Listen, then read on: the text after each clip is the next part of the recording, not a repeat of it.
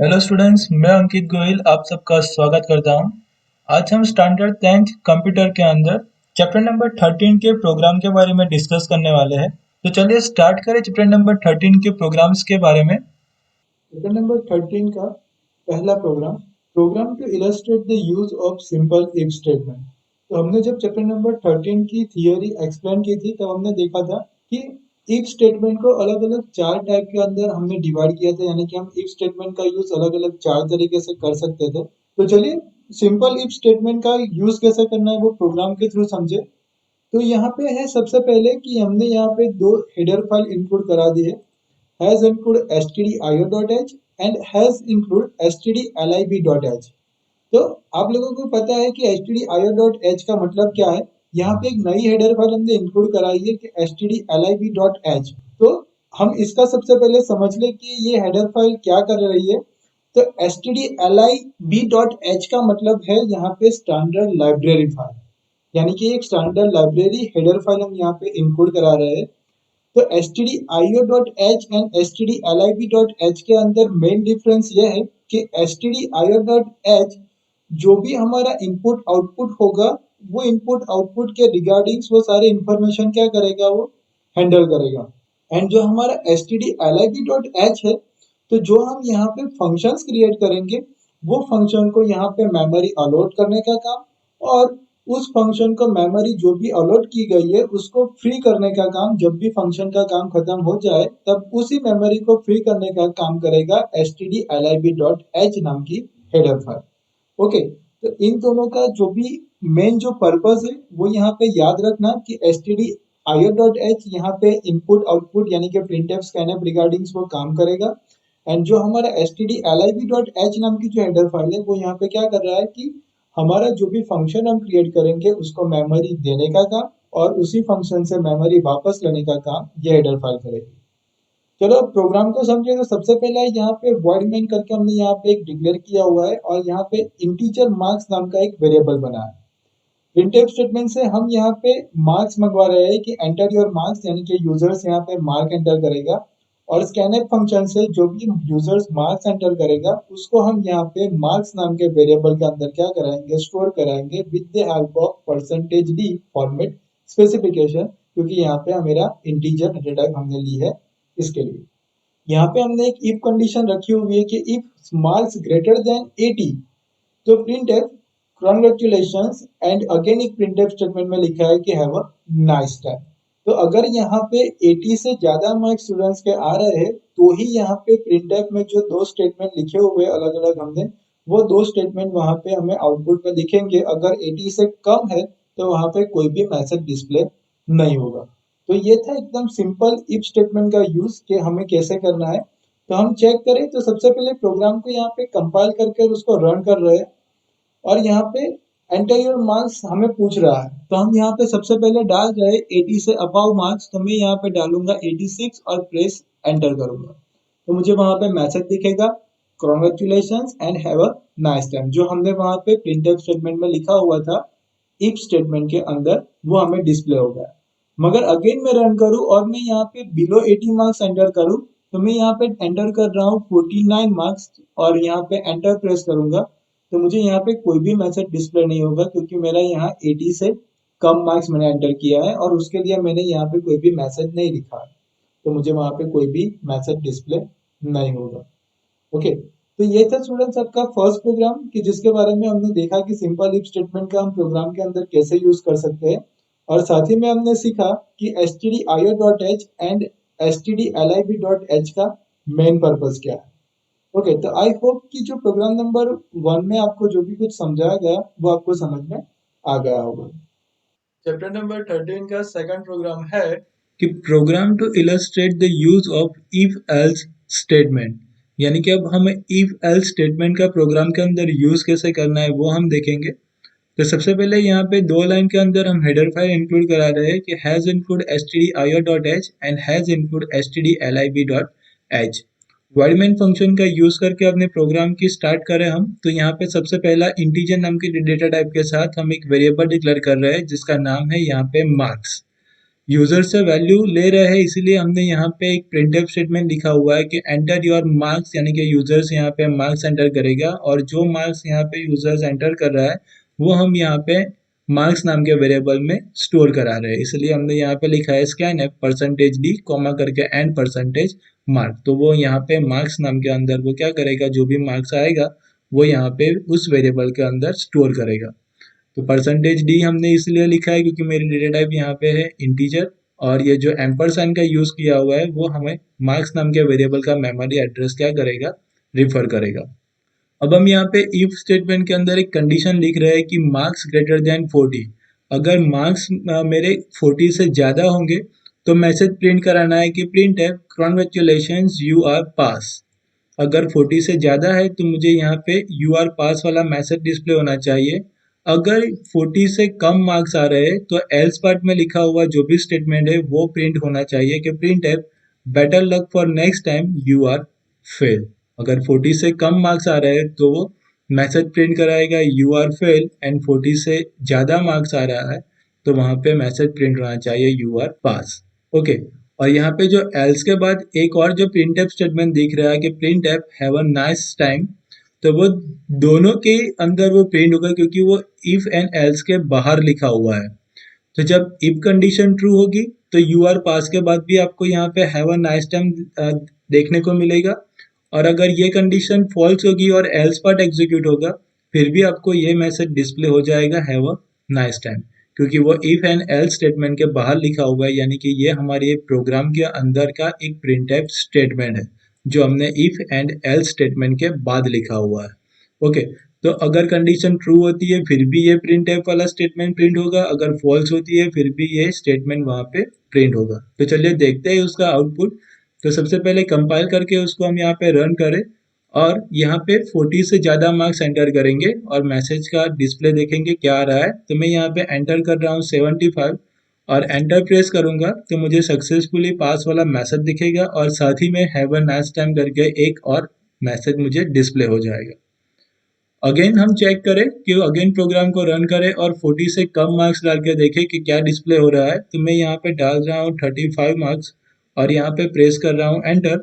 तो यहाँ पे मुझे मैसेज डिस्प्ले हो रहा है कि better luck for next time you are fail, and again message मुझे प्रिंट हो रहा है हैव अ नाइस टाइम। जो मेरी ट्रू कंडीशन थी, अगर 40 से ज़्यादा डाल रहा था तभी भी वो डिस्प्ले हुआ और 40 से कम डाला फिर भी वो वहीं पे डिस्प्ले हो रहा है, क्योंकि अगेन बता दूं कि ये हमारे प्रोग्राम के अंदर का स्टेटमेंट है, यानी कि जो वर्ड मेन फंक्शन बनाया है वो इसके अंदर का स्टेटमेंट है, इसलिए वो हर बार एग्जीक्यूट होगा।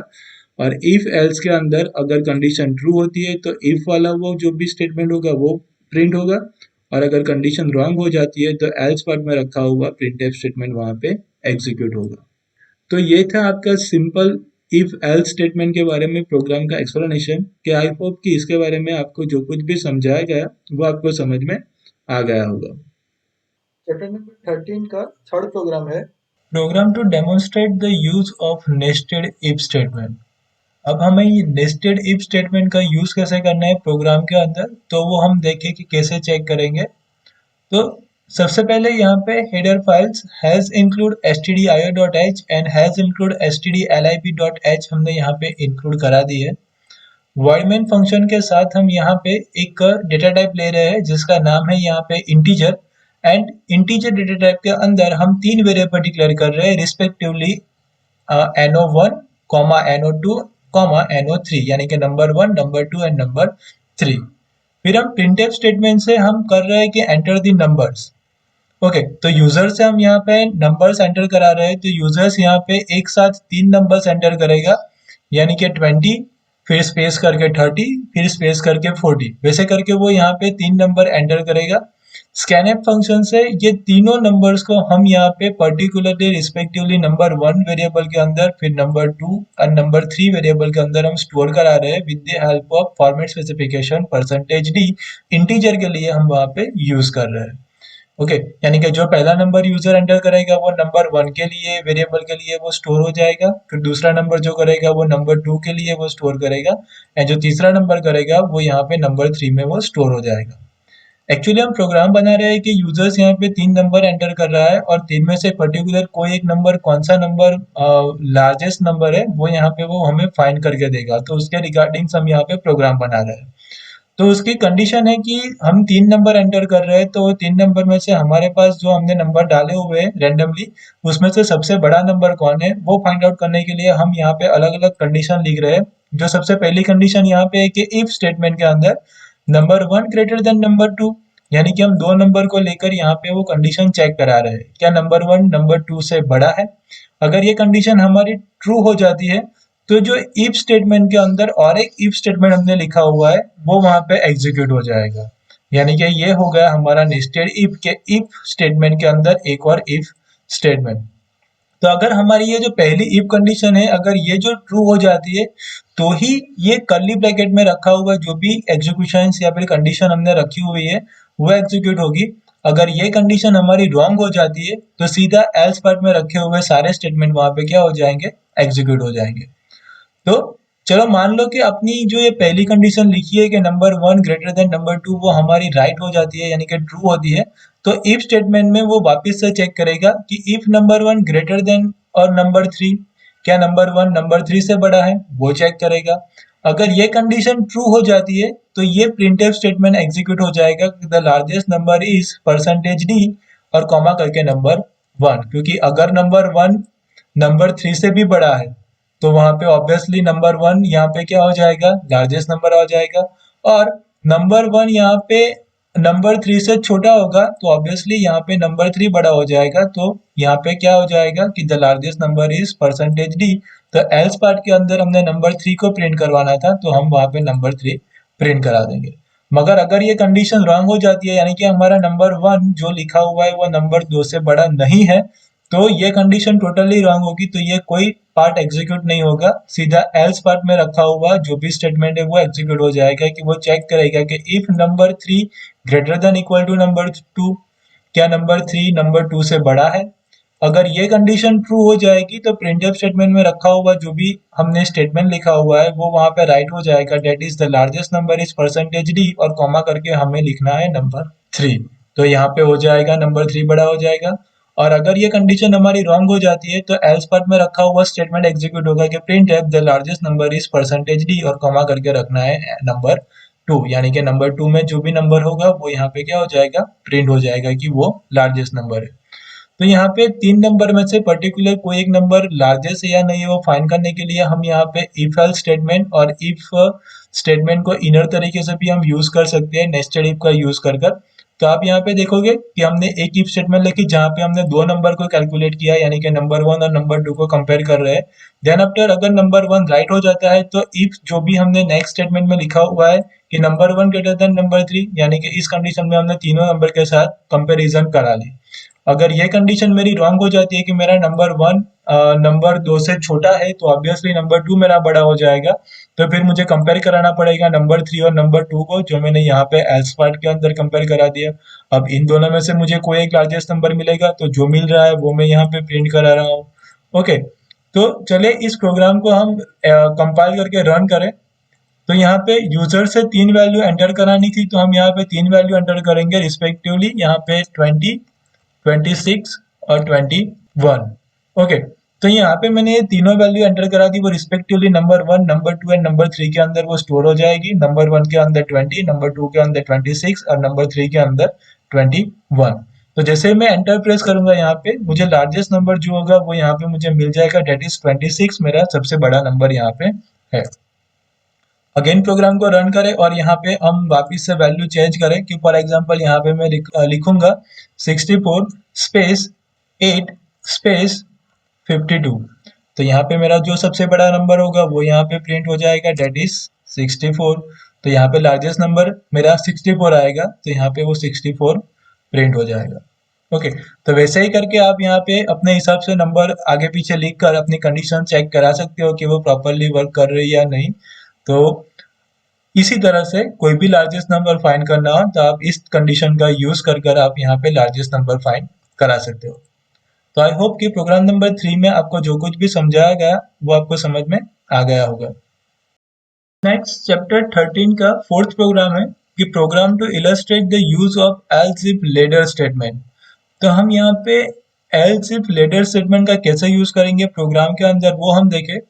तो उस प्रोग्राम को समझने के लिए हम यहाँ पे प्रोग्राम बना रहे हैं कि पर्टिकुलर स्टूडेंट्स का वहाँ पे वो मार्क्स एंटर कर रहा है, तो पर्टिकुलर सब्जेक्ट के अंदर उसने कौन सा ग्रेड लिया हुआ है उसके थ्रू हम यहाँ पे बेसिस के ऊपर इफ एल्स लेटर स्टेटमेंट को हम समझ रहे हैं। तो चलो प्रोग्राम का एक्सप्लेनेशन करें। तो हम यहाँ पे दो हेडर फाइल हम इंक्लूड करा रहे हैं, hash include stdio.h and hash include stdlib.h। Void main function का यूज कर एक वेरिएबल डिक्लेयर कर रहे हैं जिसकी डेटा टाइप है यहाँ पे इंटीजर एंड वेरिएबल का नाम है यहाँ पे मार्क्स। प्रिंटफ स्टेटमेंट से हम यूजर से मार्क्स एंटर कराएंगे, तो उसके लिए मैसेज लिखा हुआ है कि एंटर योर मार्क्स, और जो मार्क्स यूजर एंटर कर रहा है वो यहाँ पे एंड परसेंटेज मार्क्स नाम के वेरिएबल के अंदर यानी कि मार्क्स नाम के वेरिएबल में हम स्टोर कराएंगे। और अगेन हमारी डेटा टाइप यहाँ पे इंटीजर है, तो हम यहाँ पे फॉर्मेट स्पेसिफिकेशन में परसेंटेज डी का यूज करेंगे।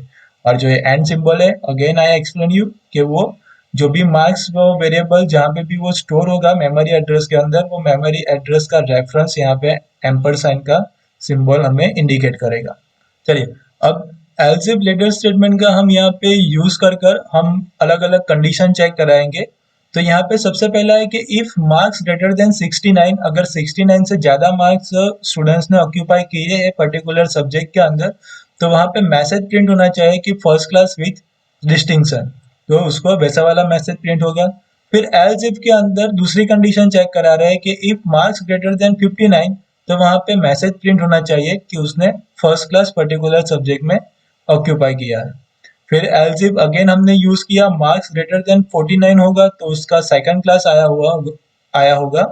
एंड एल्स इफ का करके हम अगर स्टूडेंट्स ने मार्क्स 39 से ज्यादा किए हैं तो उसने पास क्लास के साथ वहां पे पास अपना सब्जेक्ट किया होगा। और अगर स्टूडेंट्स ने 39 भी मार्क नहीं किए, 39 से कम मार्क्स आ रहे हैं, तो एल्स पार्ट के अंदर एक स्टेटमेंट हम प्रिंट कराएंगे कि प्रिंट एफ फेल, यानी कि जो पर्टिकुलर स्टूडेंट्स होगा वो सब्जेक्ट के अंदर फेल हो गया है। तो सिंपल है एल्स इफ लेटर स्टेटमेंट का यूज करना कि अलग अलग कंडीशंस अगर आपको चेक करानी हो, यही कंडीशन आप यहाँ पे ग्रेड ई के लिए भी करा सकते हो कि स्टूडेंट्स ने ए ग्रेड लिया हुआ है, बी ग्रेड लिया हुआ है, सी ग्रेड लिया हुआ है, तो यहाँ पे परसेंटेज के वैल्यूज डाल के भी आप यहाँ पे मॉडिफिकेशन थोड़ा सा प्रोग्राम कर आप यहाँ पे ग्रेडिंग सिस्टम भी आप ले सकते हो कि A grade A plus B plus करके वॉट एवर आपको जैसा ठीक लगे उस हिसाब से यहाँ पे ग्रेडिंग सिस्टम अपने हिसाब से सेट करा सकते हो। यहाँ पे मार्क्स के मुताबिक हम प्रोग्राम को समझ रहे हैं, तो अगेन कि अगर 69 से ज्यादा मार्क्स उसके आए हो तो वो फर्स्ट क्लास विद डिस्टिंक्शन वाला मैसेज प्रिंट होगा। 59 से ज्यादा होंगे तो फर्स्ट क्लास आया होगा, 49 से ज्यादा होंगे तो सेकंड क्लास, एंड 39 से ज्यादा होंगे तो पास क्लास के साथ पास किया होगा। अगर एल्स पार्ट के अंदर हमने लिखा हुआ है कि स्टूडेंट्स फेल हो गया है, तो इसका मतलब ये रहा कि स्टूडेंट्स के मार्क्स 39 से भी कम है, तो वो वहां पे फेल वाला मैसेज डिस्प्ले होना चाहिए। ओके, चलो प्रोग्राम को कंपाइल करें और यहाँ पे उसको रन करके देखें। तो यहाँ पे पूछ रहा है एंटर योर मार्क्स, तो मैं यहाँ पे सबसे पहले मार्क्स डाल रहा हूँ कि मैं यहाँ पे डाल रहा हूँ 91। तो जैसे एंटर प्रेस करूंगा मुझे मैसेज आएगा फर्स्ट क्लास विद डिस्टिंक्शन। अब मैं वापस से प्रोग्राम को रन कर रहा हूँ और मैं वहाँ पे मार्क्स डाल रहा हूँ 54, और जैसे एंटर प्रेस करूंगा मुझे वहाँ पे सेकंड क्लास वाला मैसेज मिलेगा, क्योंकि हमारी कंडीशन है कि अगर स्टूडेंट्स के मार्क्स 49 से ज्यादा है तो प्रिंट टाइप हमें करना है सेकंड क्लास, यानी कि सेकंड क्लास मुझे मैसेज डिस्प्ले हो जाएगा। यानी कि 49 से ज्यादा यानी कि 50 से लेकर 59 तक के अगर मार्क्स वहाँ पे आ रहे हैं तो हमें वहाँ पे क्या हो जाना चाहिए, सेकंड क्लास प्रिंट होना चाहिए। ओके, और 59 से ज्यादा होगा तो फर्स्ट क्लास आएंगे। ओके, अगेन रन करते हैं और यहाँ पे मैं डाल रहा हूँ 59 और यहाँ पे एंटर प्रेस करूंगा तो अगेन मुझे सेकंड क्लास मिलेगा, क्योंकि मैंने यहाँ पे ग्रेटर देन इक्वल टू का यूज नहीं किया है, मुझे 59 से ज्यादा चाहिए। अगर 60 होंगे तो ही फर्स्ट क्लास वहां पे प्रिंट होगा, जिसे कि हम देख ले फर्स्ट क्लास। और एक लास्ट बार हम प्रोग्राम को रन करके चेक कर ले कि हम बिलो 39 एंटर कर रहे हैं मार्क्स के, फॉर एग्जांपल 31 मार्क्स आए यूजर्स के, तो यहाँ पे जैसे एंटर प्रेस करूंगा मुझे मैसेज मिलेगा कि फेल, यानी कि पर्टिकुलर स्टूडेंट्स पर्टिकुलर सब्जेक्ट के अंदर क्या हो गया, फेल हो गया है। तो इस तरह से आप यहाँ पे एल्स इफ स्टेटमेंट का यूज कर आप यहाँ पे कोई भी कंडीशन जितनी भी हो तो मल्टीपल कंडीशन चेक करानी हो तो आप यहाँ पे इस तरीके से करा सकते हो। तो स्टूडेंट्स ये था कि programmatically else if ladder statement का हमें कैसे यूज करना है वो हमने देखा। तो आई होप कि प्रोग्राम नंबर 4 के अंदर आपको जो कुछ भी समझाया गया है वो आपको समझ में आ गया होगा। अब चैप्टर नंबर 13 के बाकी के 2 प्रोग्राम्स जो बचे हुए हैं स्विच स्टेटमेंट के, तो उसके बारे में हम नेक्स्ट वीडियो में डिस्कस करेंगे। तब तक goodbye, take care and thank you all.